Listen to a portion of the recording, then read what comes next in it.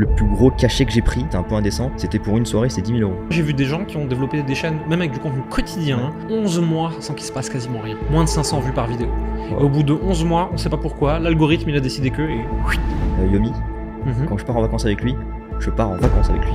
Genre c'est pas je pars en tournage, c'est je pars en vacances avec lui. Je me suis même vu me remettre à jouer à Counter-Strike de 18h à 5h du matin.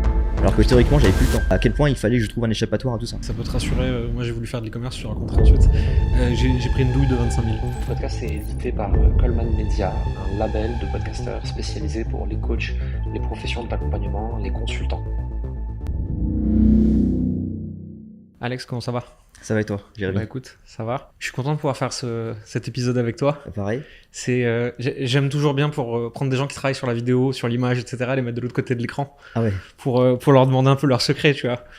Et donc je suis content qu'on puisse changer, mais plus que ça, et on va rentrer en profondeur dans tout ça ensuite, c'est que tu formes les gens, enfin tu formes avec ton entreprise, les gens qui vont faire les images demain de beaucoup de gens.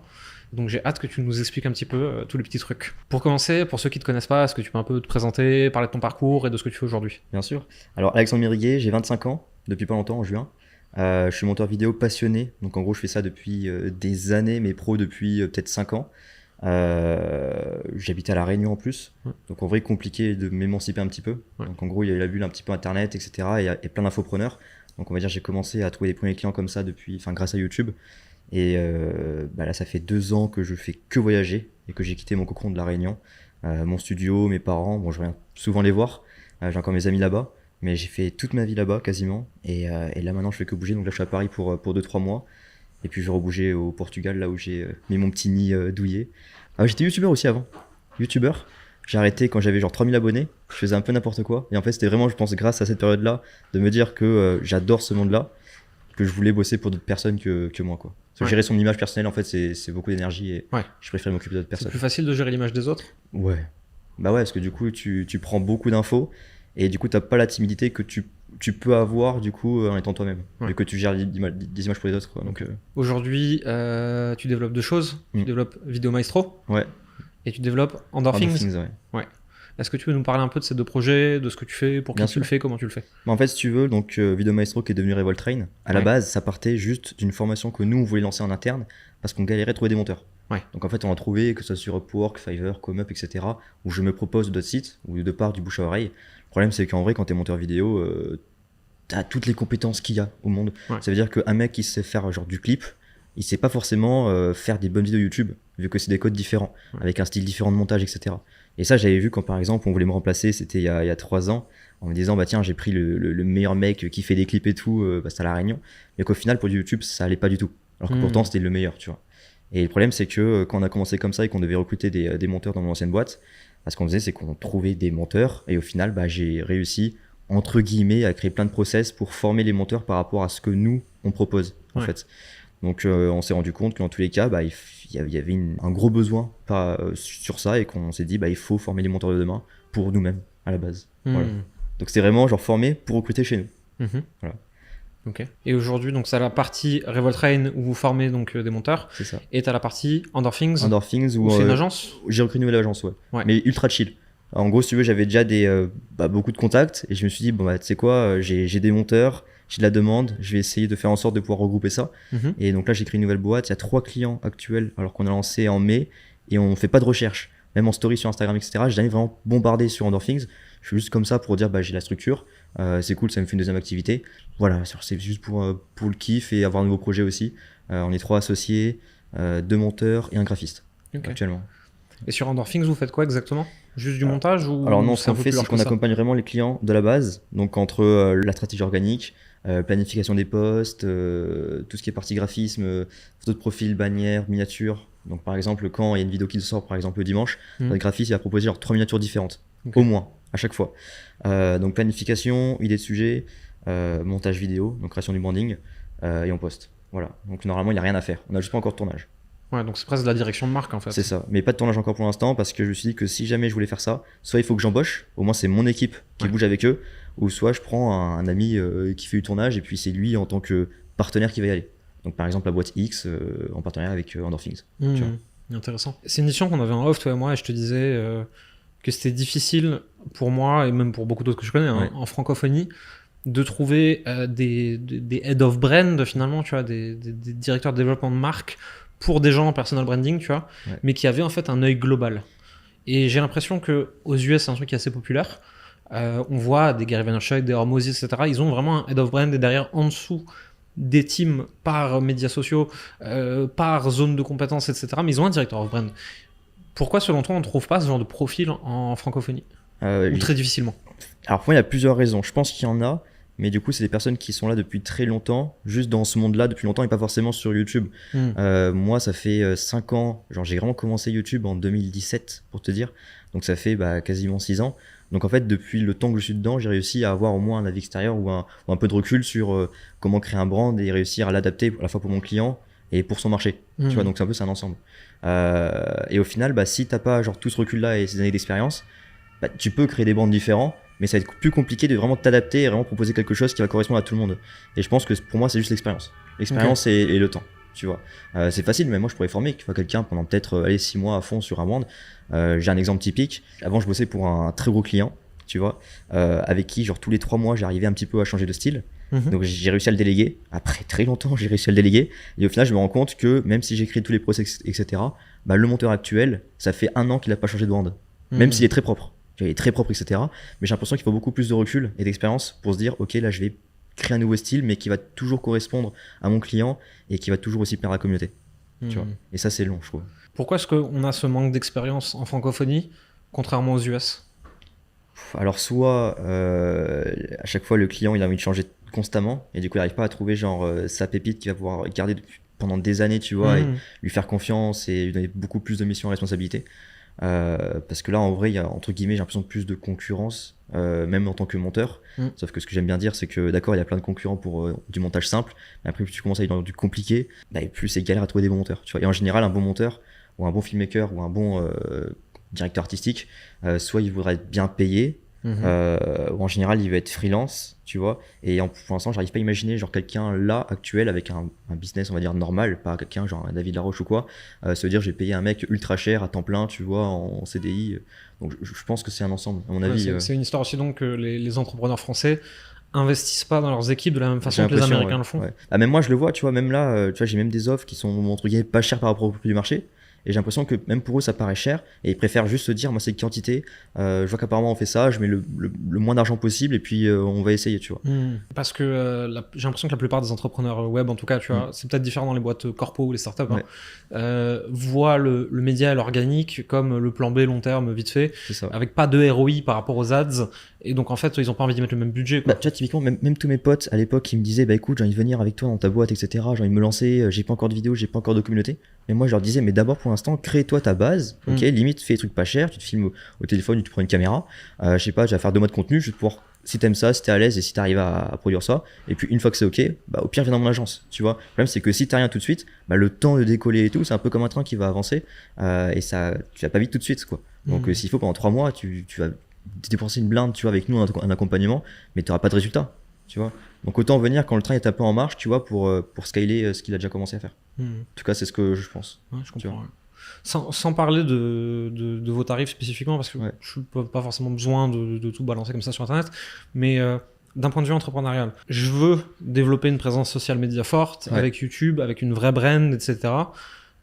Si je veux monter tout mon écosystème en interne avec des agences, des freelances et tout, quel genre de budget il faut que je mette sous la table tous les mois pour commencer à avoir quelque chose de sérieux, tu vois, sans monter, parce qu'on sait qu'on peut aller très très haut, et on peut aussi limer vers le bas, effectivement, mais un truc qui serait un peu sérieux et responsable pour un entrepreneur qui commence à gagner de l'argent, qui veut développer sa brand, tu lui conseillerais quoi? Je pense honnêtement, tu peux facilement trouver quelqu'un de peut-être passionné ou rêveur ou qui a envie de se lancer dans une aventure comme ça et tout, peut-être pour 1500 balles par mois, tu vois. C'est pas cher. Honnêtement, je pense que tu peux arriver à un prix comme ça. Pour ce prix-là, à mon avis, il va pas commencer avec un niveau de ouf. Et en fait, il faut juste que tu repères cette étincelle, tu vois.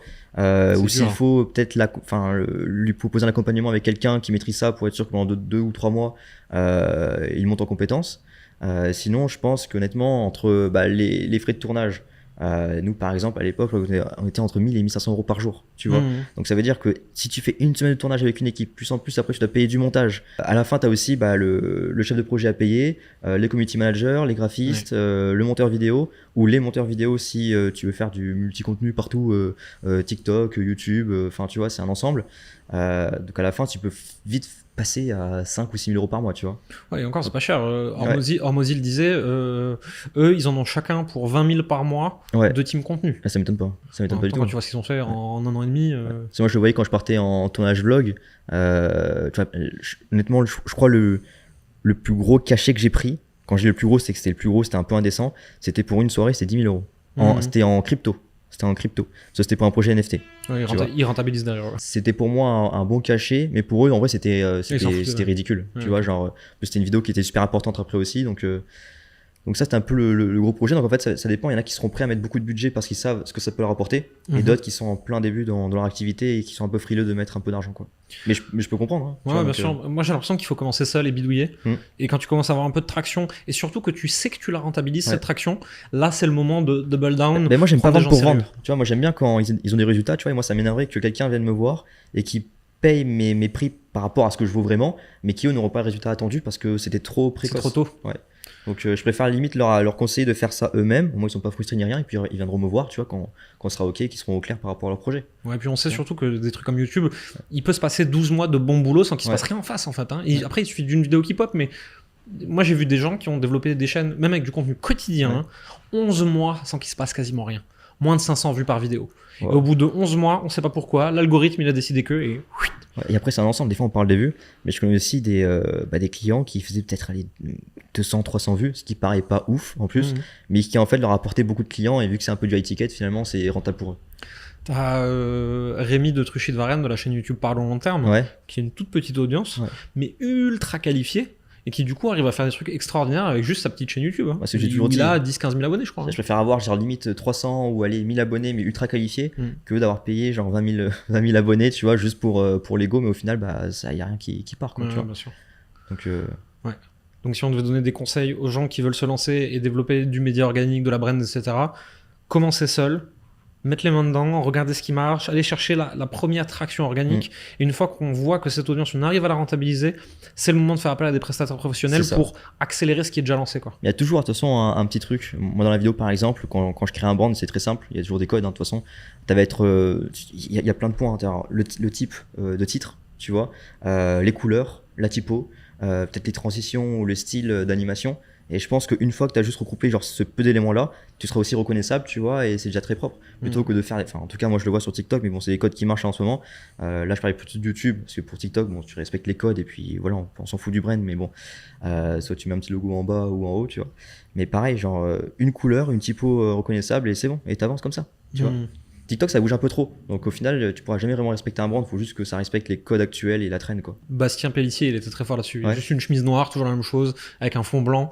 Et en fait, même si tu le connais pas, tu le reconnais en fait. Okay. C'est le mec avec la chemise noire qui parle de marketing, quoi. Ouais. Et il a été smart là-dessus, lui, sur TikTok. Ah putain. Tu vois, c'est plein d'éléments comme ça. Juste, faut qu'on te reconnaisse. C'est tout. À côté de ça, donc, à côté de l'agence où tu développes des brands avec quelques clients, t'as donc Revoltrain, où vous formez des monteurs vidéo. Combien de personnes vous avez accompagné depuis le début là ? Là, il y en a 950. En combien de temps ? Depuis septembre-octobre. Ouais, donc ça fait moins d'un an. Ouais, en fait, en moyenne, il y a eu des pics où on était genre à 60 étudiants par semaine. Tu vois, c'est énorme. 60 étudiants par semaine, c'est énorme. C'est-à-dire que même moi, je les voyais arriver le mercredi après le webinaire. Je dis, c'est quoi, il y a trop de gens. Il y a trop de gens on board. On a dû mettre des process en place, sinon c'est trop chiant de faire tout à la main. Vraiment, à la fin, on pétait un câble. C'est-à-dire qu'en fait, je passais limite ma journée à faire les onboards. C'est génial. Donc, mais au début, c'est agréable, tu vois, genre une personne qui rentre, une deuxième, une troisième, une quatrième, tu vois. Et on arrive à être que 5 coachs pour tout ça. Après, c'est une formation, donc ça veut dire qu'il y a beaucoup de monde, mais ils sont pas tous présents, tu vois. On va dire que actifs, il y en a peut-être 200 vraiment actifs, 150, 200 actifs, je pense. Bon, c'est déjà pas mal, hein. Tu vois, genre typiquement, quand je fais un message sur Discord, il peut y avoir genre 30 réactions en 10 minutes max, tu vois. Donc, et c'est comme ça à chaque fois. Ouais, moi, je vois, nous, on a quand même 6-7 coachs, plus une customer care, 2 en cours de recrutement, pour 100-120 clients. Okay.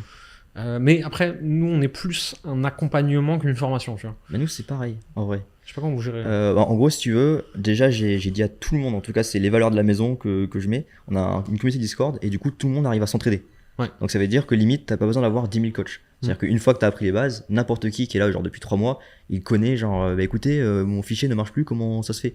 Bah écoute, moi je suis déjà passé par là, donc et ça avance très très vite. Et en fait, finalement, si les personnes, dans tous les cas, à chaque fois, quand tu veux passer au prochain module, tu peux pas accéder à tout. Donc c'est-à-dire que pour passer au prochain module, il faut forcément que tu fasses un appel avec un coach, le coach il valide ton exercice et que tu passes au prochain module. Ouais. Et des fois, par exemple, on fait des appels de groupe, il peut y avoir genre 3 étudiants en même temps. Parce qu'on sait très bien que ce qu'on va dire à l'étudiant, ça on l'a vu quand on a commencé notre petit jeu, c'est qu'au final les questions sont à chaque fois les mêmes. Donc ça veut dire que c'est pertinent quand il y a 3 personnes en même temps, ou quand tu vas dire quelque chose à quelqu'un, bah le deuxième s'il faut il va dire putain je voulais poser la même question mais bah en fait t'as déjà répondu juste avant.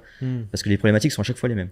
Nous c'est la différence, c'est parce qu'en fait on va avoir un coach mindset, un coach vente, un coach passage à l'action, un coach création de contenu, exactement, un coach social media. Bah même là pour passer au module business, donc en gros maintenant ce que je fais c'est que tous les mardis et tous les jeudis j'ai 2 créneaux d'1 heure où les personnes peuvent venir, où il y a 5 personnes qui peuvent venir. Hier du coup c'était mardi, il y a eu 4 personnes qui étaient là et j'ai vérifié toutes leurs vidéos devant tout le monde.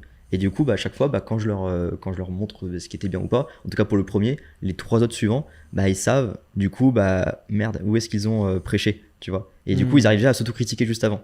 Et à chaque fois, bah, je leur dis, bah, écoutez, bah, là, par rapport à ce que j'ai dit avant, qu'est-ce qui ne va pas, tu vois. Et du coup, ils arrivent déjà à s'autocritiquer un petit peu. C'est intéressant. Et moi, je trouve ça beaucoup plus agréable, tu vois. Ouais, c'est smart. Et tous les coachs, ils sont limite full-time, tu vois, genre à faire des retours, à faire des appels. Et au final, t'en as pas un qui se sent un petit peu délaissé. Ça peut arriver, tu vois, comme toute formation, quelqu'un qui n'est pas forcément à l'aise, tu vois, aller de l'avant, aller voir les coachs ou parler à la communauté, ça peut arriver. Ça, il faut qu'on les prenne et qu'on les prenne par la main, quoi. Mais sinon, en général, ils ont toutes les questions qu'ils veulent, quoi. Surtout, tous les aspects. Comment ça se fait qu'il y ait autant de gens qui veulent se former au montage vidéo? Parce que mine de rien, tu regardes par rapport à plein d'autres formations de métiers, tu vois, mais type formation en ligne, hein, parce que forcément ça attire plus de monde qu'une école tradie. N'empêche, 950 personnes en quelques mois, c'est énorme, et ça veut dire qu'en face, il y a une demande forte pour apprendre ces compétences. Est-ce que c'est le métier de monteur vidéo qui est ultra trendy en ce moment, ou est-ce qu'il y a beaucoup de gens qui ont capté que c'était un chemin vers la liberté, donc en fait ils font ça mais ils auraient pu faire autre chose? C'est les deux. C'est les deux. On a beaucoup de gens aussi qui étaient venus parce qu'ils voulaient absolument bosser avec mon ancienne agence, par exemple. Tu vois. Donc en fait c'est un ensemble. T'en as qui kiffent la vidéo. On a aussi beaucoup d'étudiants qui ne voulaient pas forcément vivre de ça, mais bon, ils sont passionnés, ils veulent approfondir leurs compétences. Et t'en as d'autres qui n'avaient genre aucune compétence, mais du tout, et qui débarquent et qui veulent apprendre ça et qui en un mois font déjà des trucs. Moi je leur dis, mais tu faisais ça avant? Bah non, moi je suis rentré ici en mai, quoi. Trop cool. Moi je suis heureux, tu vois. Mais c'est très bien que si vraiment avoir des compétences solides et puis pouvoir tout faire, il te faut au moins 6 mois. Tu vois, minimum, intense. Tu vois.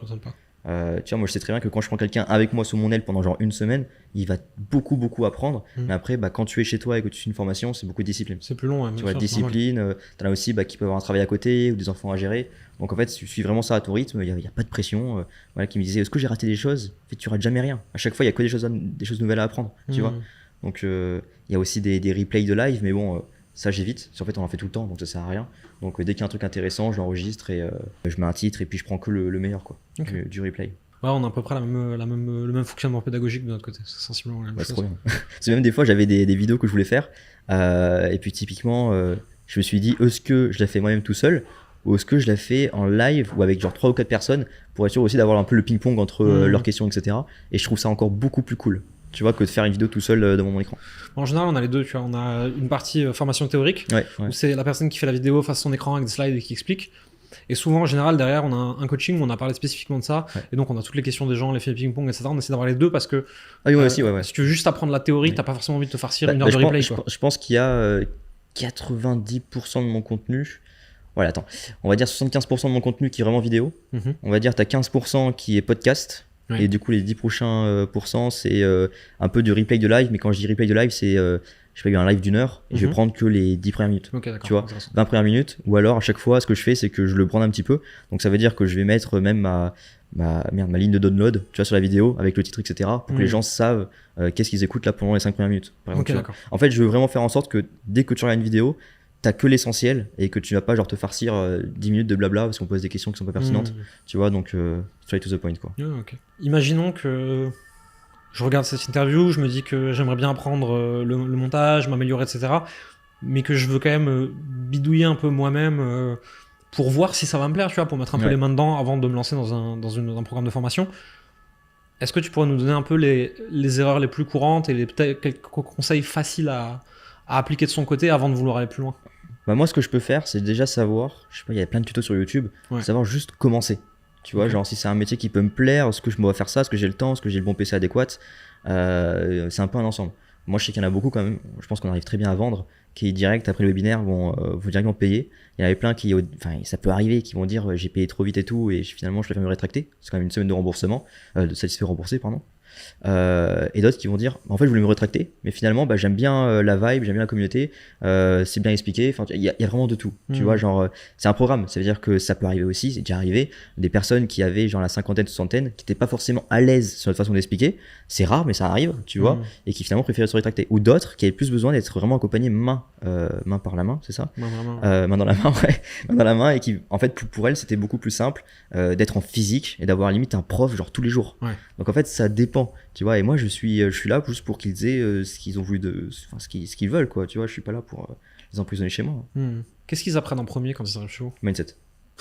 Ouais, non mais vraiment je suis désolé mais c'était vraiment le mindset. Alors, en fait si je devrais bombarder direct avec le programme direct, la formation, ça aurait pas marché, les mecs ils auraient pété un câble. Mais pourquoi je fais ça, tu vois? Du coup juste avant, c'est la même chose chez nous. Le premier module, alors même qu'ils puissent accéder au comment on développe l'activité de coach, le premier module c'est du bombardage mindset, pour qu'ils arrivent dans le bon état d'esprit pour que ça marche, en fait. Exactement, parce que nous justement dans la partie mindset, je crois qu'on a 6 podcasts que j'ai fait avec Salah, qui fait du coup le programme sur Premiere Pro, parce que moi je suis sur Final Cut, donc chacun son programme, donc t'as 2 programmes du coup, ça c'est cool.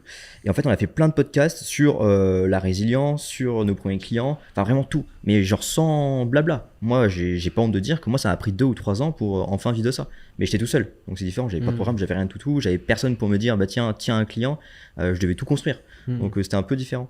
Mais du coup on parle de tout ça, nos échecs, tu vois, les moments où on se posait des questions, on se remettait en question, j'en ai eu beaucoup moi, où je voulais arrêter la vidéo carrément, tu vois. Ça, j'en ai expliqué. J'avais des clients qui faisaient de l'e-commerce, et quand je partais filmer pour eux, qui avaient une vie de ouf, je me disais pourquoi je fais pas de l'e-commerce moi, tu vois, genre ça m'énerve, je vais faire de l'e-commerce moi aussi, tu vois, je vais partir en boîte et pas être la michto, tu vois, genre je vais me dire moi aussi j'ai envie de pouvoir payer mes bouteilles, enfin tu vois, c'était juste une façon de parler, pas forcément de me dire je vais payer les bouteilles, mais de me dire que je pouvais être libre, de me dire je peux faire ça avec eux et pas parce que je suis leur filmmaker, tu vois.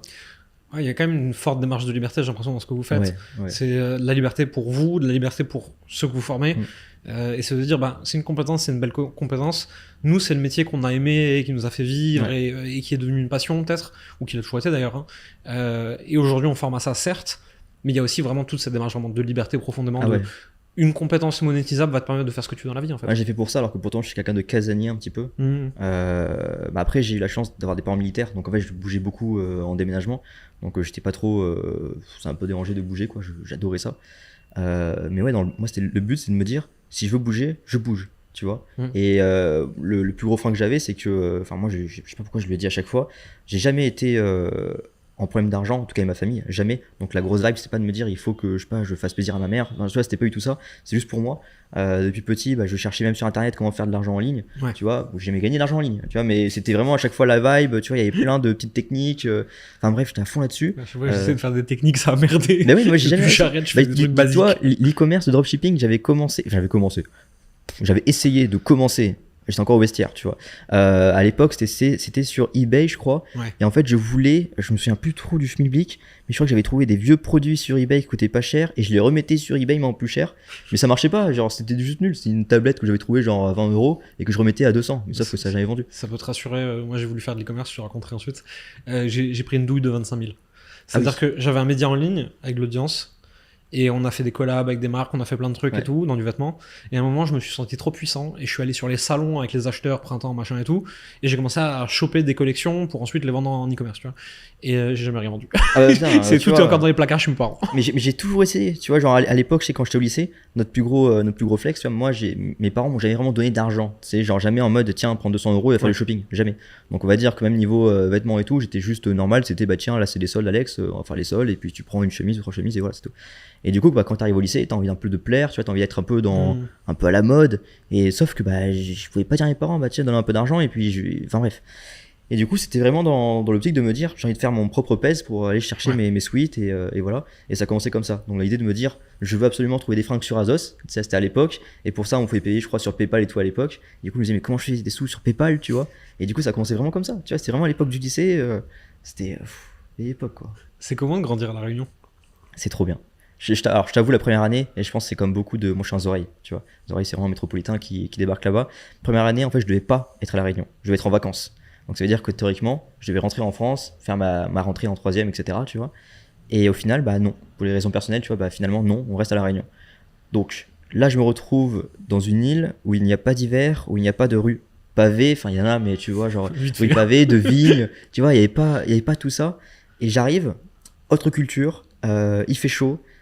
Petite île, alors que je me disais, ce qui est bien en métropole, donc en France là, c'est que si je veux, je prends la voiture et je vais au Portugal ou je vais partout, alors que là, La Réunion, je prends la voiture, tu vas nulle part. Tu vas nulle part, quoi. Sinon, faut prendre le bateau. Tu mets 4 heures pour passer d'une ville à l'autre. Mais... Ouais, c'est ça. Ou alors tu vas à Mafat, encore à Mafat, faut y aller à pied. Et en fait, ce qui est bien, c'est que comme il y a à peu près tout le monde, c'est un peu cosmopolite, tu vois, bah, je sais pas, t'as l'impression d'avoir une ouverture d'esprit un peu plus. Il n'y a pas vraiment de racisme. En vrai, bon, c'est un peu comme partout, dès qu'il y a des émeutes ou des crises, là, ça bombarde, tu vois.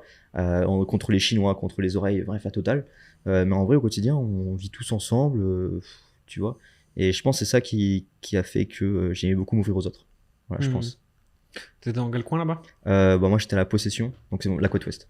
Est-ce que tu penses que le fait de passer plusieurs années à La Réunion, qui à la fois est un cadre absolument extraordinaire, mais à la fois t'es un peu enfermé quand même, tu vois, et quand t'es vraiment que dans ce microcosme toute l'année sans pouvoir un peu t'ouvrir à l'extérieur, tu vois, surtout qu'il y a quelques années, l'accès à l'information n'était pas le même. Est-ce que c'est ça qui t'a donné aussi cette envie de liberté, d'émancipation, de voyage, de liberté, même si finalement on se rend compte que quand on l'a, on bouge pas tant que ça, et on est bien chez nous, mais est-ce que ça a été un truc qui a été une des causes de cette volonté de liberté? En fait, j'adore l'avion, tu vois, et c'est vrai que quand t'es là-bas, bah, en fait, ça coûte cher aussi de bouger. Parce que si je veux venir en France, ça me coûte, dans les hautes saisons, ça peut coûter jusqu'à 1 200 €. Et en réalité, en vrai, mes billets, en moyenne, je les prends pour 700 €, 600 € aller-retour, en moyenne, tu vois. Sauf que je bougeais beaucoup. Donc en fait, le problème, c'est que même quand j'étais là-bas, que j'avais trouvé des clients et que je leur disais ici, que j'ai rencontré en séminaire, bah écoute, moi j'habite à La Réunion, si c'était un peu en mode donc c'est-à-dire que quand il fallait que je bouge avec eux, il fallait qu'ils payent le billet d'avion. Au final, du coup, c'est pour ça que j'avais la chance d'avoir des bonnes compétences qui font que quand ils voulaient me prendre, c'était pour au moins 1 semaine, 2 semaines. Donc en soi, payer 600 balles les retours, au final, c'est rentable. En fait, c'est pas non plus la mort. Et je me rendais compte que si vraiment je voulais bouger, voyager, etc., c'était pas La Réunion. Parce que si demain je veux faire le tour du monde et tout, depuis La Réunion, ça coûte une blinde, tu vois. Donc c'est à dire qu'autant bouger dans un endroit qui est bien desservi. Je suis plus de la loi, c'est Air France. Mais là, tu vois, typiquement, là, je reviens à La Réunion tous les 5 mois, 4 mois. Tu vois, j'étais là en plus il y a peut-être 2 semaines, je crois. Il y a 2 semaines, j'étais encore à La Réunion. Je suis resté 1 mois. Et là, non, j'ai ma famille là-bas, j'ai mes amis là-bas, donc j'adore. Mais c'est vrai que si tu veux facilement t'émanciper et évoluer, je pense qu'il faut que tu bouges. Et j'avais la chance d'être beaucoup recroquevillé sur mon PC.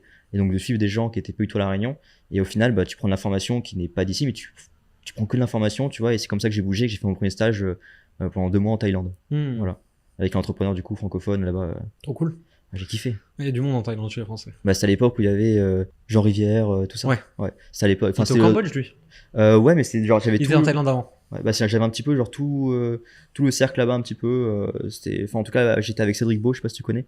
C'est un formateur en chinois, tu vois, un peu export et tout, et qui est prof de chinois. Et j'adorais bosser avec lui, quoi. Voilà. Ok. Comment ça se fait que tu t'es installé à Lisbonne maintenant?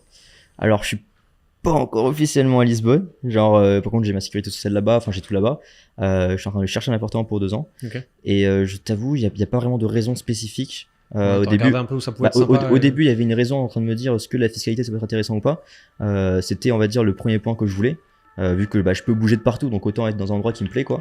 J'avais testé plein de pays, et le pays qui m'a le plus attiré l'attention, c'était le Portugal. Donc j'ai testé ça en septembre 2022, parce que je savais pas où aller, encore une fois, et du coup j'ai testé le Portugal, et je me suis dit ah ouais, c'est sympa, c'est proche en vrai de la France. Lisbonne, hein.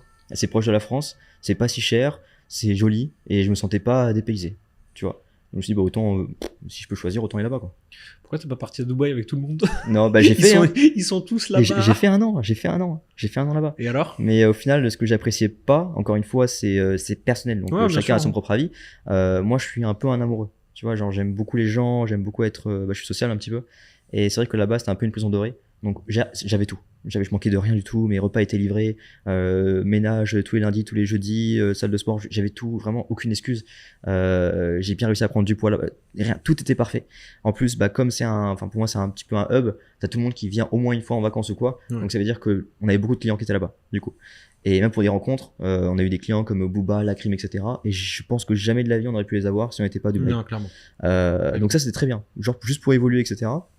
Et j'ai envie de dire, c'était même pas fiscal tant que ça parce que on a créé la boîte là-bas, mais on avait laissé notre boîte qui était à Londres, tu vois. Donc c'était juste pour être là-bas, tu vois, genre. Et c'est très bien, on a pu rencontrer beaucoup de monde. Moi j'ai pu, je pense un peu plus me professionnaliser, je sais pas comment appeler ça, tu vois, et peut-être plus mûrir, on va dire. Voilà, j'ai pu avoir beaucoup de temps seul. Donc je fais pas partie ni des aujourd'hui ni des amoureux de Dubaï. Après, je suis pas encore allé. Pour l'instant, j'ai une image extérieure. Je passerai sûrement un de ces quatre. Et je suis pas non plus un des grands détracteurs. Tu vois, j'ai l'impression qu'il y a des trucs hyper bien, il y a des trucs moins bien, et que finalement, c'est surtout un endroit qui est fait en fait pour que les entrepreneurs ils aient rien d'autre à penser que faire du cash. Exactement. Et du coup, tous les gens qui sont là, ils sont aussi là pour ça. Ouais. Et du coup, des contacts hors sphère entrepreneuriale, c'est peut-être plus difficile à faire. Enfin, c'est une impression extérieure que j'ai pour l'instant. Moi, franchement, j'étais bien là-bas. J'étais bien, j'ai rien à envier, je pourrais jamais regretter ce que j'ai fait.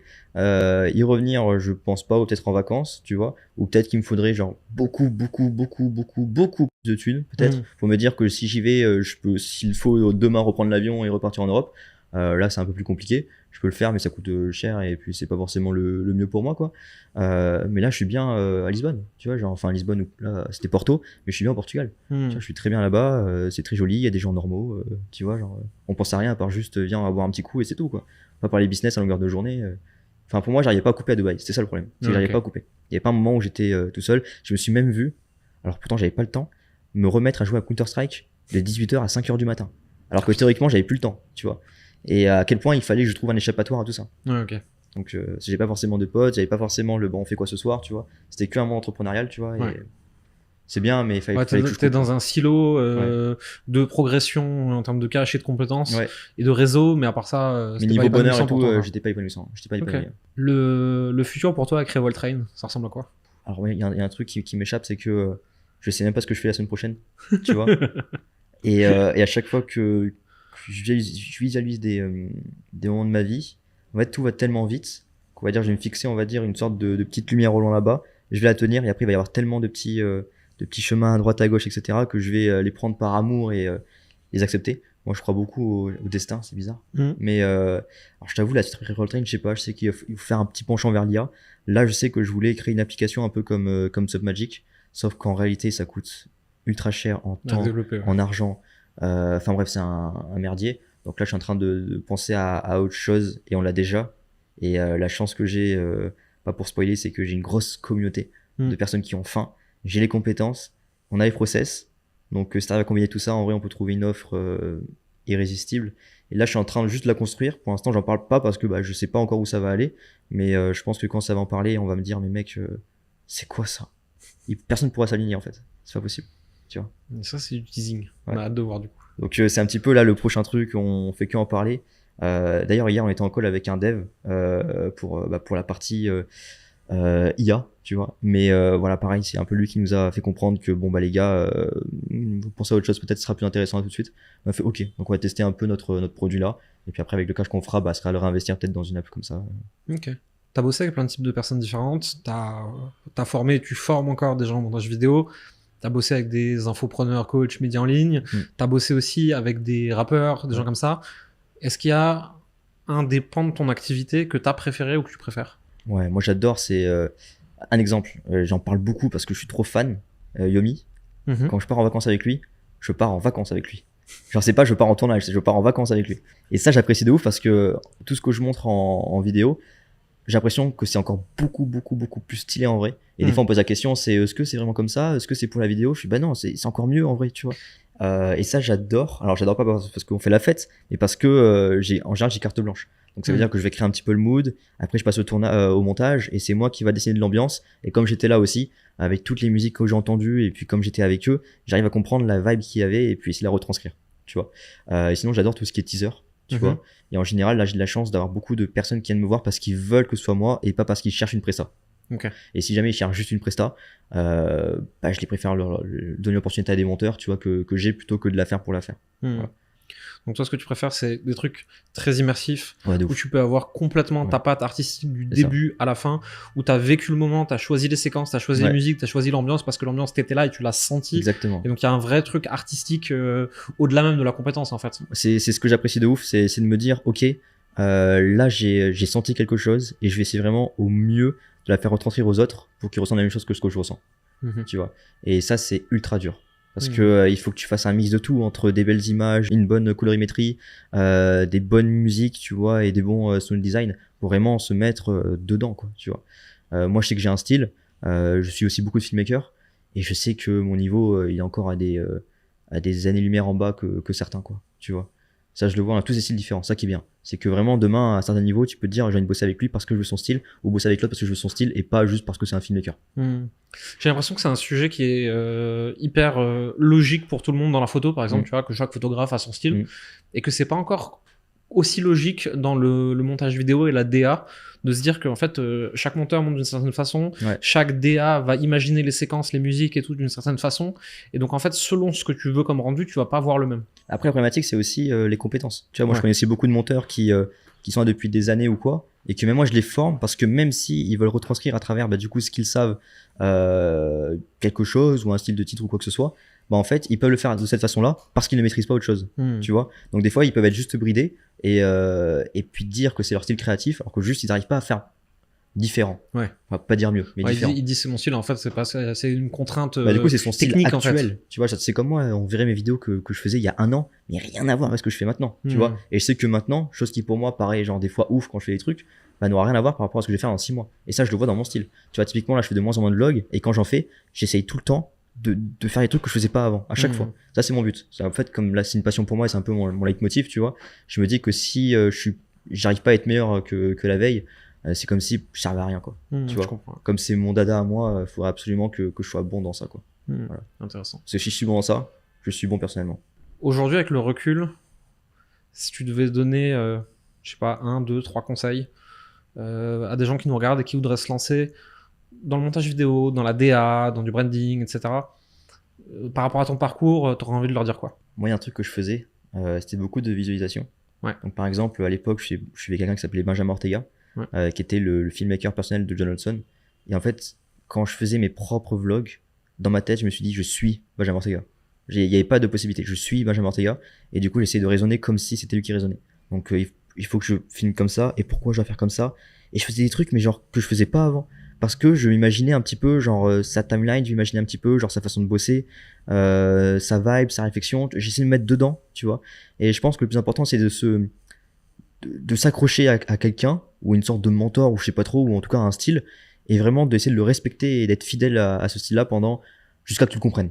Voilà. Et de pas arrêter avant. Tu vois, moi, il y avait un truc même, il a une colorimétrie spéciale, à quel point que tu tapes sur YouTube colorimétrie de Johnson, tu vois, tu verras plein de vidéos qui disent comment reproduire ça. Et j'essaie de faire la même chose, tu vois. Et c'est compliqué, c'est un peu comme une recette. Tu vois, c'est comme ta grand-mère qui va faire un gâteau, tu vas faire la même chose. Ok, c'est presque pareil. Ton gâteau il est dégueu, mais ce qui manque, c'est l'amour. Tu vois. Et pour moi, ça c'est vraiment le point le plus important. Et essayer de comprendre. C'est comme là aujourd'hui, je fais beaucoup de colorimétrie. En vrai, je me sens bon, ok, mais je suis très instinctif et à la one again, moi, si tu veux. Donc, c'est-à-dire que je vais faire un truc, mais je saurais pas l'expliquer pourquoi. Tu vois. Et ça arrive beaucoup comme ça. C'est comme le filmmaking. Aujourd'hui, j'ai lancé une formation montage parce que je maîtrise bien le montage, donc je peux en faire un. Filmmaking, pour moi, c'est tellement instinctif que je pourrais pas être capable d'expliquer pourquoi je le fais. Tu vois, je saurais montrer, une personne pourra me suivre et voir mes faits et gestes, mais je pourrais pas vraiment l'expliquer pourquoi, obturateur, tout ça, voilà, je peux pas. Voilà, je suis très feeling, quoi. Si t'avais un conseil à donner au Alex qui a 15 ans et qui est pas encore lancé, tu lui dirais quoi? Franchement, démerde-toi. Franchement, moi je lui dirais rien du tout. Je lui dirais t'inquiète pas, juste crois en toi. Si dans ta tête, tu te dis que la seule issue possible pour toi, c'est que tu sois celui que tu dois être et celui que tu penses être, genre une grande personne plus tard, t'inquiète pas. Fais tout ce qui est possible, prends les opportunités qu'il y aura, prends-les tous, on s'en fout, tu vas forcément tomber, c'est ok avec ça. Le but c'est que tu comprennes pourquoi t'es tombé. Juste ça en fait. Tu comprends pourquoi, au moins quand tu vas créer de nouveaux projets, tu sauras les erreurs à ne plus faire. Et c'est comme ça à chaque fois. Tu vois, plus on grandit, plus les erreurs sont beaucoup plus grosses et les projets sont beaucoup plus gros et les retombées peuvent être positivement ou négativement beaucoup plus grosses aussi. Et je préfère genre tout prendre comme ça. Et je prends tout. Avec amour, je prends tout, je serre dans mes bras absolument tous les problèmes qu'il y a. Ok. Voilà. Bah écoute, c'est un très bon mot de la fin. Alex, merci beaucoup pour ton temps et pour tout ce que tu nous as partagé. Merci à toi, ça fait plaisir que tu aies pensé à moi. Bah écoute, c'est un plaisir de t'avoir ici. On mettra en description tous les liens pour aller te retrouver, voir Revolt Train, voir ton agence, voir ce que tu fais. J'invite tout le monde à te suivre et à très vite. Merci beaucoup. Ciao. Ce podcast est édité par Coleman Media, un label de podcasteurs spécialisé pour les coachs, les professions de l'accompagnement, les consultants. On édite des podcasts, des newsletters, des médias aux côtés de ces coachs et de ces indépendants. Coleman Media étant une branche de l'entreprise Coleman Publishing qui, elle, propose de l'accompagnement. Si vous voulez en savoir plus sur tout ça, n'hésitez pas à regarder les liens dans la description. À bientôt.